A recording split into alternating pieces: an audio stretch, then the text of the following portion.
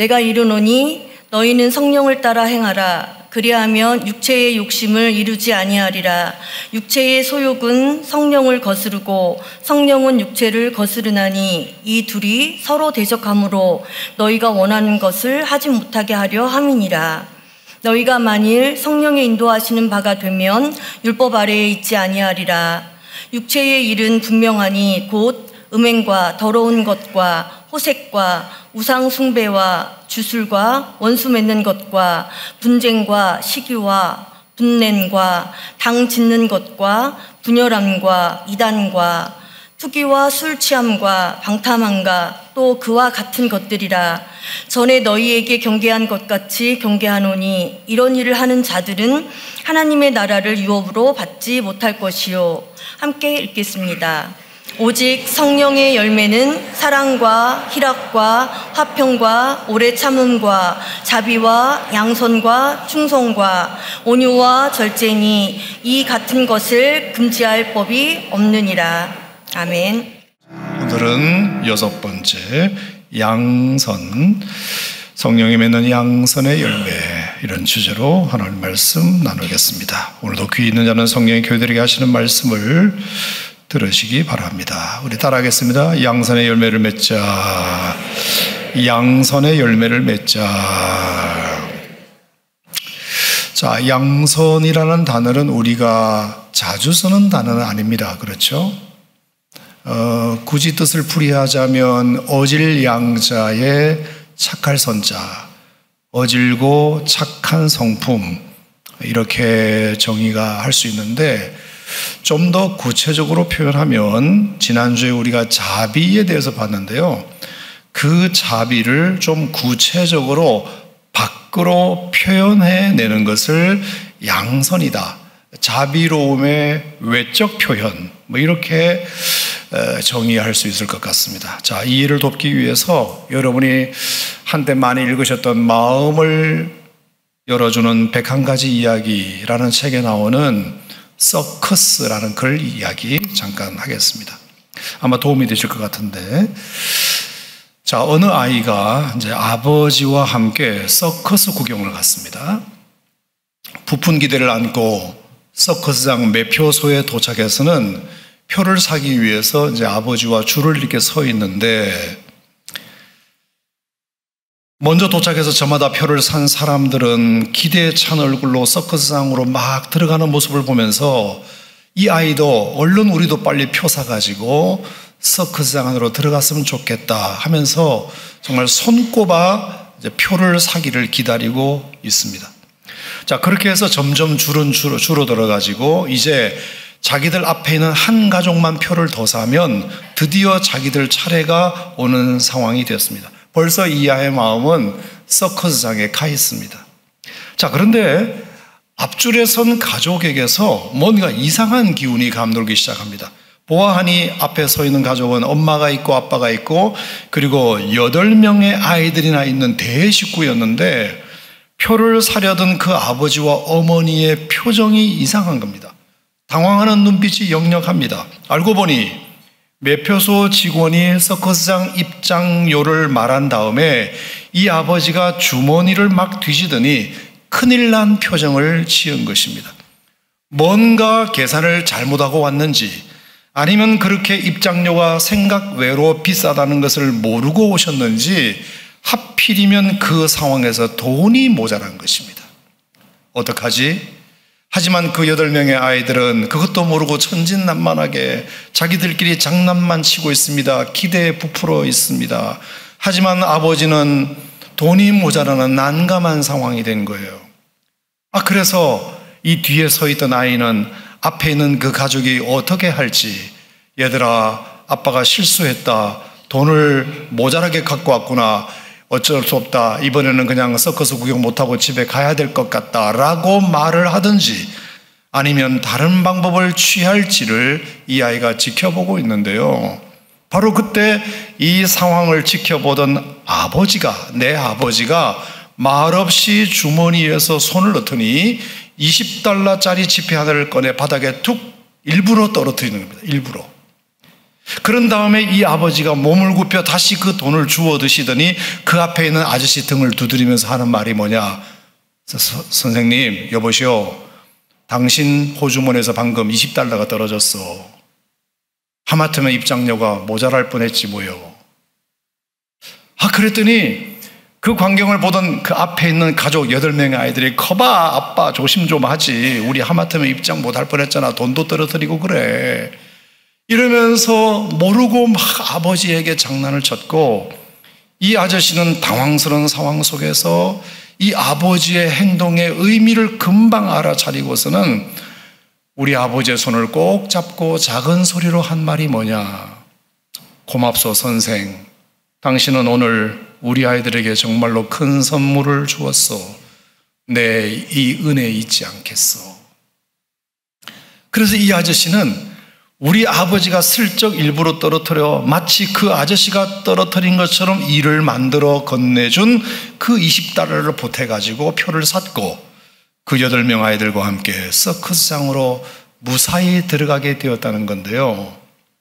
그 다음이 중요합니다. 그리고 나서 이 아버지가 나도 가고 싶은데 이 아들에게 한 말이 뭐냐? 아들아, 너도 봤지? 너는 오늘 저 안에 있는 서커스보다 더 좋은 구경을 이 바깥에서 한 거야. 저 모습보다 우리를 더 행복하게 하는 모습이 어디 있겠니? 그렇지? 오늘은 저걸로 값을 충분히 했으니 우리 다음에 구경 오자. 돈이 없어.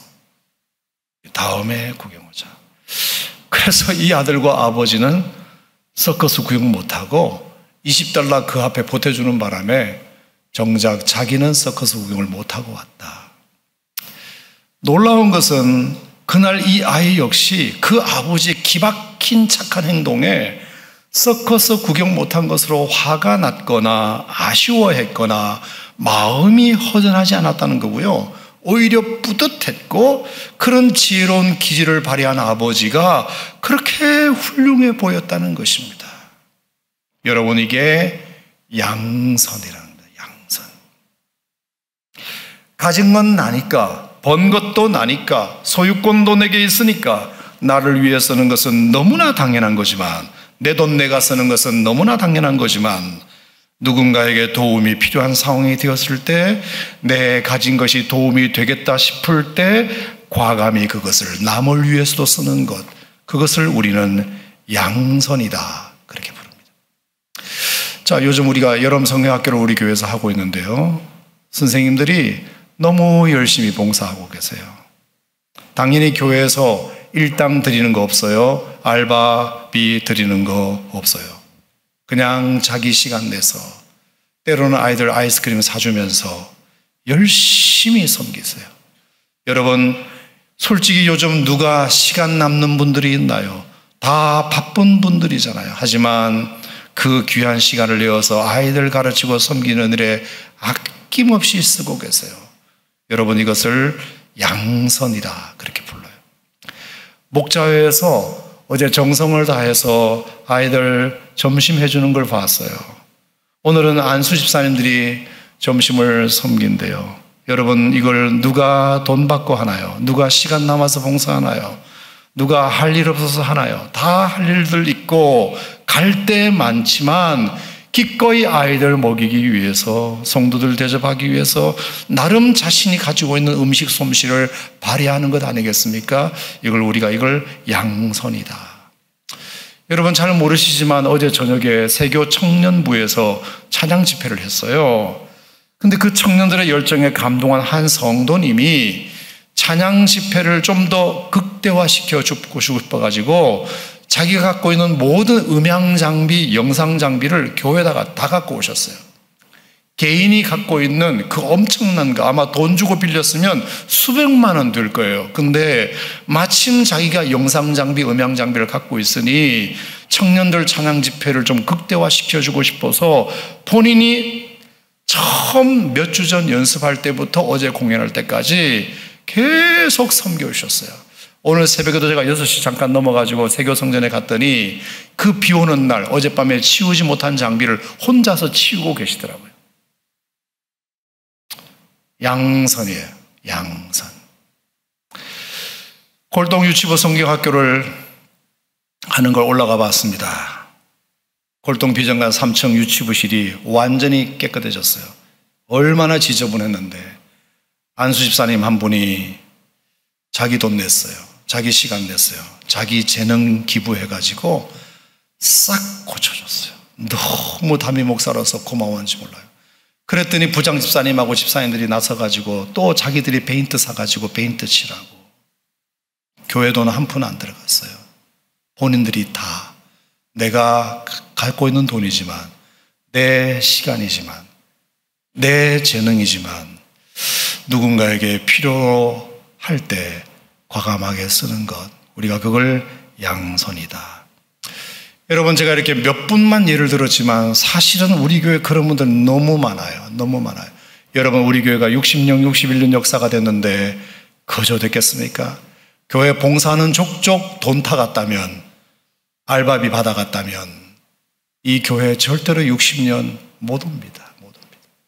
다 내가 쓸 수 있는 돈이지만, 내가 번 돈이지만, 내 재능이지만, 내 시간이지만 뭔가 필요로 하는 것이 눈에 보였을 때 아낌없이 헌신하고 드린 분들의 결과가 60년의 역사지. 그렇지 않습니까, 여러분? 이번에 단기 선교팀이 몽골 갔는데 다 자기 시간 낸 분들이에요. 자기 돈 낸 분들이에요. 자기 재능 살려가지고 어떤 분은 음식 만들고, 어떤 분은 아이들 성경학교 해주고, 어떤 분은 현지교회 청소해주고, 그 어두컴컴한 현지교회 불 다 갈아줬어요. 다 자기 돈 내서 했어요. 양선이죠. 가진 건 내가 가졌지만, 이건 내 거지만, 내 돈이지만 쓸 때는 남을 위해서 쓰는 것, 우리가 이걸 양선이라고 합니다. 자, 이번에 몽골 간 첫날 수도 울란바토르를 잠깐 갔는데 시내 중앙에 한국인 묘지가 있어요. 여러분 가보셨나요? 나도 몰랐는데 이태준이라는 선생님의 묘지였습니다. 자, 사진을 보시면 알겠지만 이분은 그 연세대학교 의과대학 전신인 세브란스 의학교 2회 졸업생인데 세상에 지금까지도 몽골의 슈바이쩌라고 불리우는 분이고요. 몽골 국왕의 주치의를 했고요. 몽골의 최고 훈장까지 받은 분이랍니다. 알고 보니 이분은 1910년대 그때 우리나라가 경술국시로 나라의 주권을 잃고 일제 침략이 시작되자 독립군을 양성해야 되겠다는 마음으로 몽골이 딱 좋겠다 싶어가지고 독립군 군관학교 설립을 목적으로 몽골을 간 겁니다. 근데 가보니까 사정이 여의치 않아가지고 어떡하지? 몽골을 떠나버릴까? 이런 생각을 하던 중에 마침 몽골에 엄청난 전염병이 돌아가지고 너무나 많은 사람들이 죽어나가는 것을 보게 됩니다. 물론 울란바토르에는 러시아에서 세운 병원도 있고 중국에서 세운 병원도 있었지만 그 병원에는 가진 사람들, 부자들, 군인들, 관리들이나 가서 치료를 받았지 일반 서민들은 갈 병원이 없어서 그냥 거리에서 죽어가는 모습을 이 이태준 선생님이 보고, 나는 그 목적으로 이 몽골에 온 건 아니지만 자기는 의사고 병을 고칠 수 있는 능력이 있고, 그리고 저 서민들이 거리에서 죽어가는 것을 보니 그냥 있을 수 없다. 그래서 동의의국이라는 병원을 설립해가지고 오갈 데 없는 서민들 전염병 치료하는 일에 졸지에 매진해가지고 엄청나게 그 전염병 퇴치에 큰 기여를 하게 돼서, 그리고 나중에 몽골 국왕까지 중병에 걸렸는데 러시아 의사도 못 고치고 중국 의사도 못 고치는 것을 이태준 선생님이 잘 고친다더라. 그래서 오락을 해가지고 한 방에 그 국왕의 병을 고쳤더니 5명 어이 주치의 중에 유일한 외국인 주치의로 임명되게 돼서 훈장까지 받게 되었다. 돈과 상관없이 자기 시간 들여서 자기 재능 살려서 남을 위해서 쓰는 것, 여러분 이걸 뭐라 그런다? 양선이다. 자, 그러면 이 훌륭한 의사를 배출한 세브란스 병원은 또 어떻게 세워졌느냐? 자, 아시겠지만 이 세브란스 병원에 세워진 역사를 보면 의료 선교사 에비슨이라고, 여러분 왼쪽에 있는 사람인데요, 캐나다 토론토 의대를 졸업하고 토론토 시장의 주치의까지 지냈던 이 에비슨이 어느 날 조선의 의료 선교사가 필요하다는 제의를 받고 그냥 주치의 자리를 팽개치고 조선 땅에 온 사람이에요. 와보니까 너무나 조선의 의료 환경이 열악하기 그지없어서 제대로 된 병원을 하나 세워야 되겠다는 일념 하나 가지고 1900년 4월 30일 날 미국 뉴욕의 카네기홀에서 일장 연설을 하게 됩니다. 저 아시아 반도 끝나라 조선에 제대로 된 병원 좀 세우고 싶으니 여러분 감동되시면 도와주세요. 도와주세요. 이렇게 외쳤더니 하필이면 그 연설장에 누가 앉아 있었느냐 하면 여러분 잘 아시는 유명한 석유회사 스탠다드 오일 회사의 대주주였던 세브란스라는 사람.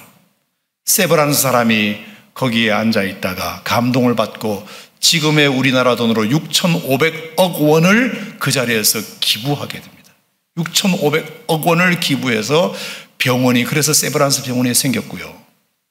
그리고 심지어 의사가 모자란다고 하니 내 주치의도 보내겠소 하면서 이 세브란스의 개인 주치의까지 조선 땅에 파송하게 됩니다. 그 이후로 바로 1년 뒤에 이 세브란스가 큰 병에 걸렸는데 자기 주치의가 없는 바람에 죽어버립니다. 그래서 세브란스 의과대학 세브란스 병원이 세워졌습니다. 자, 여기까지. 여러분은 어떤 마음이 드시나요? 내 시간이니까 당연히 내가 쓰는 것이고 내 돈이니까 당연히 날 위해서 쓰는 것이지만 내 재능이니까 당연히 날 위해서 쓰는 것이지만 필요가 보일 때에는 기꺼이 남을 위해서도 쓰는 것. 여러분, 우리가 성령의 사람들이라면 그래야 할 줄 믿습니다. 그럴 때 하나님이 기뻐하시고 여러분들에게도 복이 될 줄 믿습니다. 자, 그러면 오늘의 이제 결론은 뭐냐?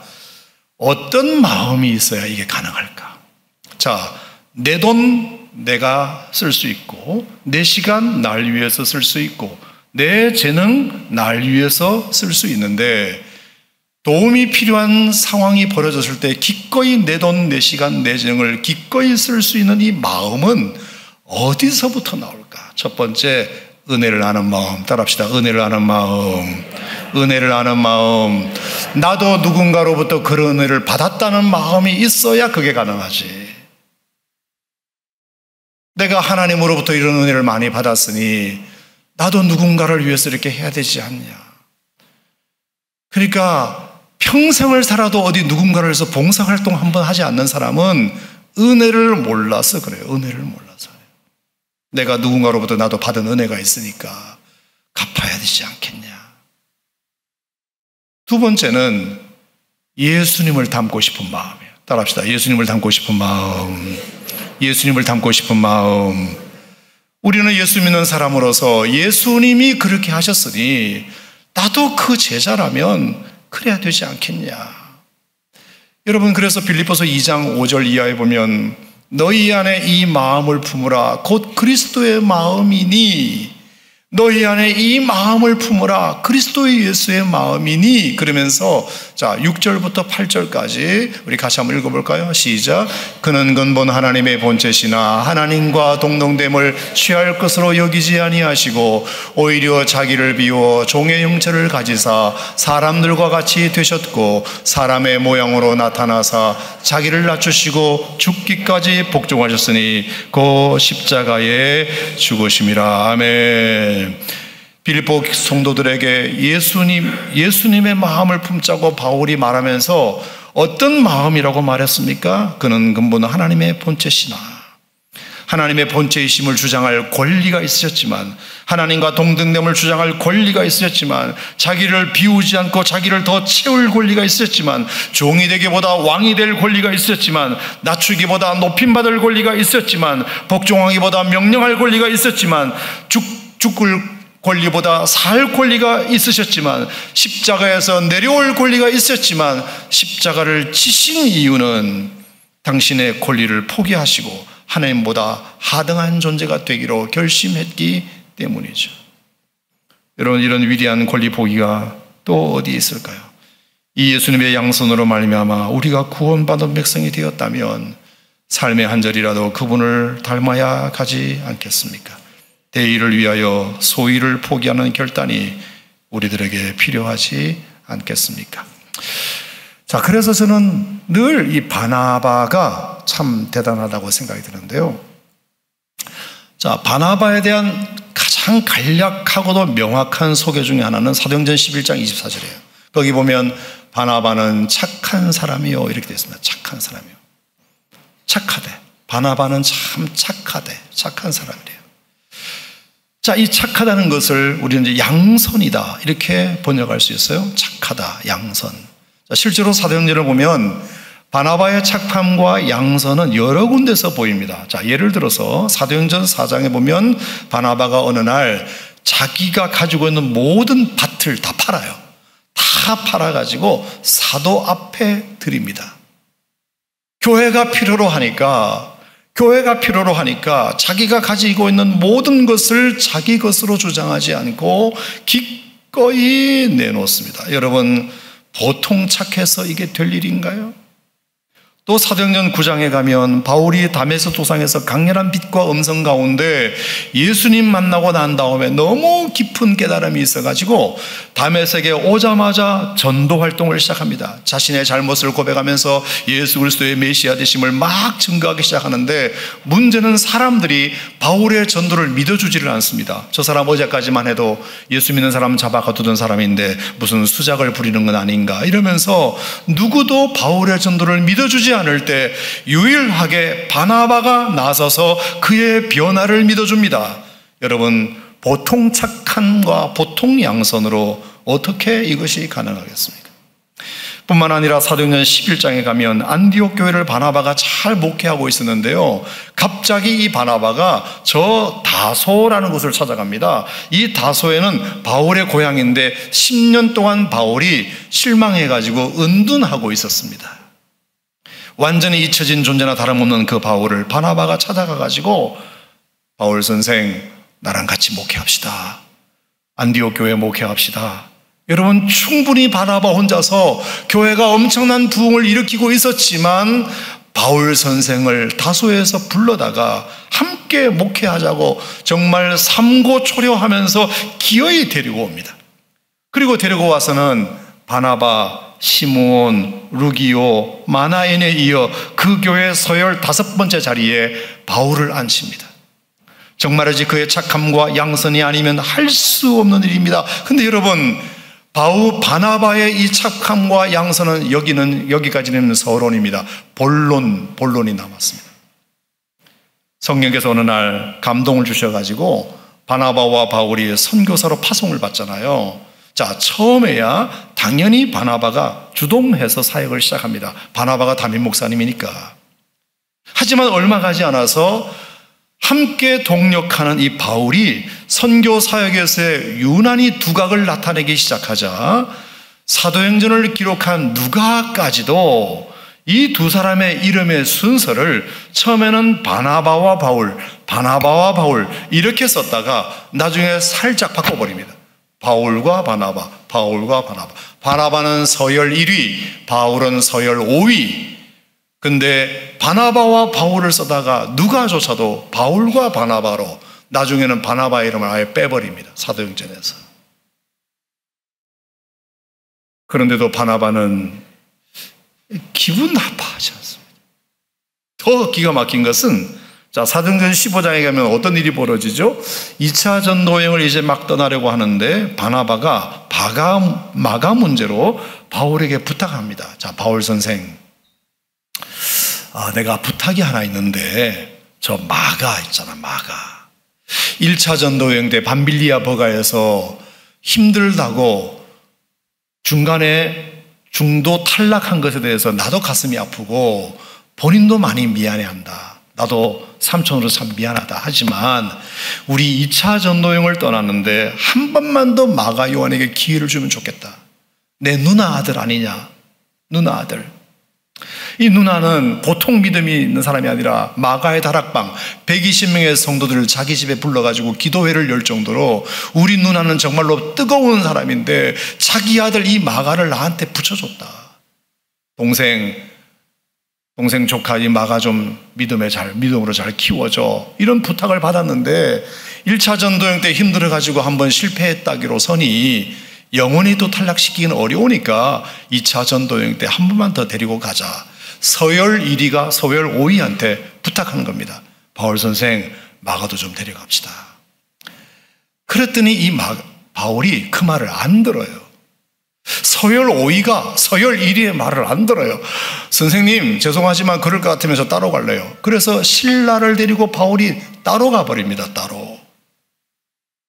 얼마나 바나바로서는 상처가 되었겠습니까? 아니, 누구 때문에 자기가 여기까지 왔는데, 자기도 다소에 언론했을 때 내가 찾아가서 데리고 오지 않았으면 사역자가 못 됐을 텐데, 자기가 받은 은혜는 생각하지 않고 어떻게 마가 요한 한번 실수했다고 그렇게 사람 팽개치고 자기 혼자 길을 가나. 아, 진짜 섭섭하다. 이 사람 안 되겠네. 그러면서 얼마든지 만나는 사람들마다 바울 그 사람 안 되겠더라, 인간성이 글러먹었더라, 얼마든지 디스할 수 있습니다. 세상에 내 부탁 그거 하나 안 들어주네. 하지만 바나바는 디스했다 안 했다? 안 했다.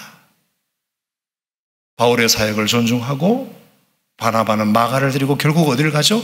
쿠브로스으로 가요. 그래서 평생 한 교회만 열심히 사역하다가 돌아가십니다. 지금의 키프로스 섬이죠. 구브로 섬에 가면 바나바의 무덤이 거기 있어요.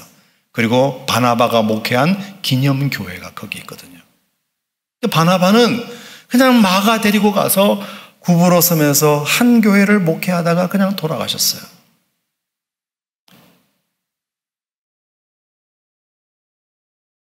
게다가 또 어떤 얘기까지 한 줄 아십니까? 자, 바나바가 마가를 부릅니다. 자기가 이제 인생의 마지막에 온다는 느낌을 받고 유언처럼 남겨요. 마가야, 너 때문에 이 삼촌이 바울 선생과 갈라진 거 알지? 예, 삼촌 압니다. 죄송하게 생각하고 있습니다. 그래서 말인데, 사실은 그 바울도 대단한 분이시고 하나님이 특별히 불러세우신 사역자니까 너 앞으로 그분한테 잘해야 돼. 알았지? 나는 여기서 목회하다가 하늘나라로 갈 거니까 너만이라도 그분한테 인정받았으면 좋겠어. 자, 그래서 이 삼촌 부탁인데, 너 베드로 아저씨 알지? 알아요. 왜 너희 집 마가 다락방에서 120명 집회할 때 그 베드로 아저씨 봤지? 막 설교할 때 3,000명 회개하고 돌아오는 거 봤지? 예, 알아요. 그분이 지금 바벨론에서 전도하고 있대. 그러니까 너 그분한테 가서 좀 도와드려. 그래서 마가는 그 삼촌의 부탁을 거절할 수 없어서 그 길로 바벨론으로 달려갑니다. 바벨론으로 달려갑니다. 특별히 마가는 헬라어를 잘하기 때문에 베드로의 설교 통역을 맡아요. 그래서 베드로서는 너무 고맙죠.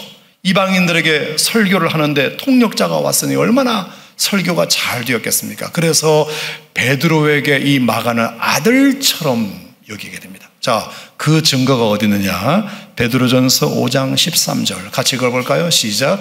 택하심을 함께 받은 바벨론에 있는 교회가 너희에게 문안하고 내 아들 마가도 그리하느니라. 자, 베드로전서는 베드로가 쓴 겁니다. 베드로가, 자, 성경 조금만 더 보여주세요. 성경 구절. 자, 택하심을 받은 바벨론에 있는 교회가, 자, 바벨론에서 전도하다가 베드로가 쓴 거예요. 바벨론에는 교회가 너에게 문안하고, 그 다음에 내 아들 마가도 그리하느니라. 자, 그러니까 마가가 지금 베드로와 같이 있다는 뜻이에요. 그런데 같이 있을 뿐만 아니라 이 마가는 내 아들 같은 존재다. 얼마나 통역이 고마웠으면 저렇게 표현했겠습니까? 자, 그러면서 마가는 베드로의 설교 통역을 하면서 예수님의 일대기를 다 듣게 돼요. 자, 누군가의 설교를 통역을 하다 보면 통역하면서 자기가 이제 스토리를 듣게 되잖아요. 베드로는 예수님에 대해서 가장 많이 알고 있는 사람이니까 예수님에 대해서 쭉 소개하면서 그걸 통역하다가 자기가 예수님이 어떤 분인지를 마가가 알게 됩니다. 여러분, 알게 됩니다. 그래서 마가는 비록 자기가 제자는 아니지만 제자만큼 예수님에 대해서 많이 알게 됩니다. 그래서 당시에 그 누구도 예수님의 행적을 글로 남겨야 되겠다는 생각을 못했을 당시에 마가는 이것을 글로 남겨야 되겠다는 생각이 들어서 기록한 복음서가 마가복음입니다. 사복음서 중에 제일 먼저 기록한 복음서가 마가복음이에요. 마가가 썼어요. 예수님의 일대기를 베드로에게서 듣고 통역하다가 안정보로 쓴 겁니다. 이 마가복음이 기록되고 나니까 마태가 급해가지고 쓴 게 마태복음이에요. 마가복음의 90%를 마태가 그대로 베꼈어요. 마태가 10%만 추가한 거죠. 그 뒤에 누가복음을 씁니다. 누가는 마가와 마태를 보고 쓴 거예요. 그리고 요한복음은 마태, 마가, 누가복음을 보고 요한복음의 마지막 기록된 겁니다. 얼마나 마가의 역할이 큰지 몰라요. 그래서 그것을 가지고 마가는 구브로 섬에 있는 바나바 삼촌을 찾아갑니다. 삼촌, 저 사역 잘 마치고 왔습니다. 오, 그래, 수고했구나. 근데 삼촌, 자랑할 게 있어요. 제가 베드로 선생님 통역하다가요, 제가 예수님에 대해서 한번 글로 써봐야 되겠다 싶어가지고 책 하나를 썼어요. 그게 뭐니? 마가복음. 바나바가 얼마나 감격했겠습니까? 우리 조카가 마가복음을 써가지고.